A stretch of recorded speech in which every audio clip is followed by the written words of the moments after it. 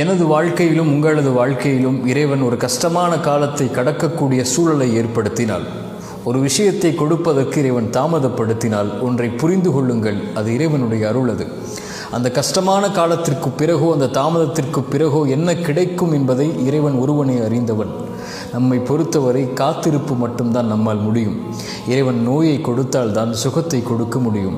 இறைவன் கஷ்டத்தை கொடுத்தால் தான் இன்பத்தை உணர முடியும். வழியை கொடுத்தால் தான் அந்த வழி மறைந்ததற்கு பிறகு வரக்கூடிய மகிழ்வை அனுபவிக்க முடியும்.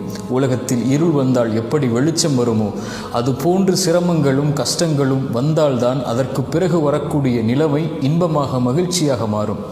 காரியங்கள் அனைத்தையும் அவன்தான் நிர்வகிக்கிறான். எல்லா பொருளின் மீதும் அவன்தான் ஆற்றல் உள்ளவனாக இருக்கிறான். அவனை சார்ந்திருந்து அவன் கொடுக்கக்கூடிய விஷயத்தை கஷ்டத்திற்கு பிறகு காத்திருந்து பெற்றுக்கொண்டால் அதைவிட உலகத்தில் பெறக்கூடிய வெகுமதி எதுவும் இருக்க முடியாது.